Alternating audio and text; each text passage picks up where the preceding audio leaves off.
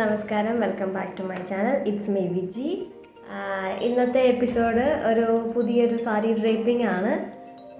എങ്ങനെ നമുക്കൊരു ഡ്രസ്സ്, ഒരു കേപ്പ് ഗൗൺ ഇല്ലേ, നിങ്ങളുടെ ഗൗണിൻ്റെ പുറത്തോട്ട് ഇടുന്നൊരു കേപ്പ് ഉണ്ടല്ലോ, ഒരു ഓവർകോട്ട് പോലെ, അങ്ങനത്തെ രീതിയിൽ ഒരു അതുപോലത്തെ ഒരു രീതിയിൽ എങ്ങനെ നമുക്ക് സാരി എങ്ങനെ നമുക്ക് അതുപോലെ യൂസ് ചെയ്യാമെന്നുള്ളതാണ്.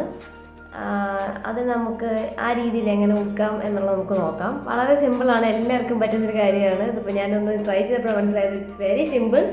അപ്പം നമുക്ക് നോക്കാം അതെങ്ങനെയാണ്.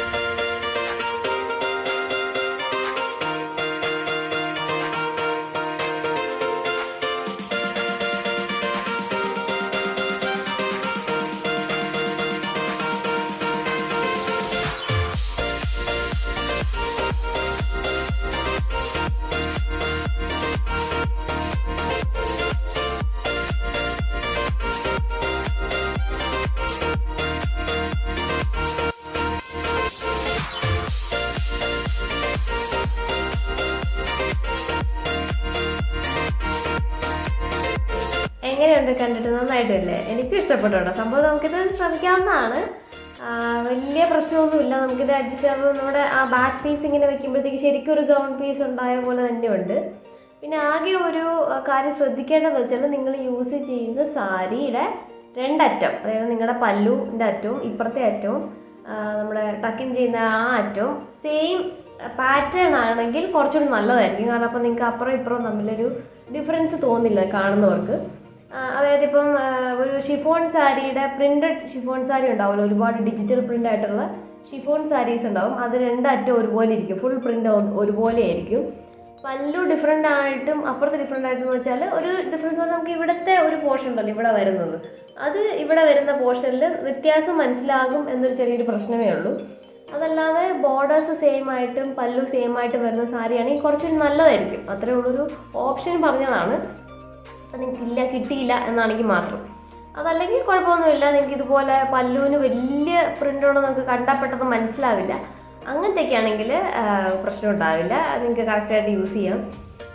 അപ്പോൾ ഇങ്ങനെ എത്രയേ ഉള്ളൂ, ആകെ 2 കെട്ടിട്ട് ആ രണ്ടറ്റത്തിൻ്റെ കെട്ടിട്ടിട്ട് 2 ഷോൾഡറിലേക്ക് ഇടുക. ആ ബാക്കി കിടക്കുന്ന ഫുൾ സാരിയുടെ ഫാബ്രിക്, ബാക്കി ഫുൾ ഫാബ്രിക് നിങ്ങൾ ടക്കിൻ ചെയ്യുക. അതായത് പ്ലീറ്റ്സ് എടുത്തിട്ട് ബാക്കി ടക്കിൻ ചെയ്യുക. ഈ രണ്ടറ്റത്തും ഇങ്ങനെ കിടക്കുന്ന ഒരു പോർഷൻ നിങ്ങൾ ഇതുപോലെ ഒരു വേസ്റ്റേജ് ഉപയോഗിച്ച് കെട്ടിയാൽ ആ ബാക്കിലേക്ക് ആക്കി അത് കെട്ടിയാൽ മതി. ആ ബാക്കിലേക്ക് ആക്കുന്ന വേണമെങ്കിൽ സേഫ്റ്റി പിൻ കുത്താൻ. ഇപ്പോൾ എനിക്കത് കാണാൻ പറ്റുന്ന വേറെ ആൾ ഹെൽപ്പിനുണ്ടെങ്കിൽ നല്ലതായിരിക്കും.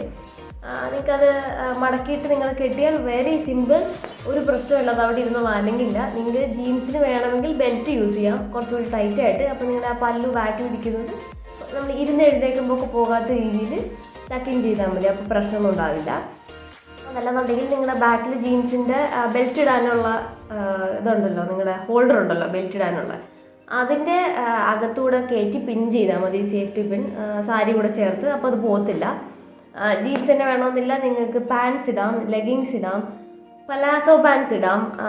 അല്ലെങ്കിൽ ഇപ്പോൾ സാരി നിൽക്കണമെങ്കിൽ ടൈ ചെയ്യുന്ന എന്തെങ്കിലും വേണം, അല്ലെങ്കിൽ നിങ്ങളുടെ സാരി അവിടെ നിൽക്കില്ല, ചാടിപ്പോവും. അല്ലെങ്കിൽ നിങ്ങളുടെ ടൈ ചെയ്യാവുന്ന ടൈപ്പ് ബോട്ടം ആണെങ്കിൽ കുഴപ്പമില്ല. അപ്പോൾ നിങ്ങൾക്ക് കവർ ചെയ്യുന്ന ഒരു ടോപ്പ് ഇട്ടാൽ മതി, അപ്പോൾ നിങ്ങൾക്ക് ടൈ ചെയ്തൊരു പാൻറ്റാണെന്ന് മനസ്സിലാവില്ല. അപ്പോൾ ഇത്രയൊക്കെ ഉള്ളൊരു ടിപ്സ് എന്ന് പറയാനായിട്ട് വേറെ പ്രത്യേകിച്ച് കാര്യമൊന്നുമില്ല. അത്ര വലിയ സംഭവമൊന്നും അല്ലാത്തത് കൊണ്ട് നിങ്ങൾക്കും ട്രൈ ചെയ്യാം, അപ്പോൾ വലിയ പ്രശ്നങ്ങളൊന്നും ഇല്ലാതെ. അപ്പോൾ അത്രേ ഉള്ളൂ ഇന്നത്തെ ഡ്രേപ്പിംഗ്. എല്ലാവർക്കും ഇഷ്ടപ്പെട്ടെന്ന് വിശ്വസിക്കുന്നു. നമുക്കിനി അടുത്ത വീഡിയോയിൽ വീണ്ടും കാണാം. Okay then bye.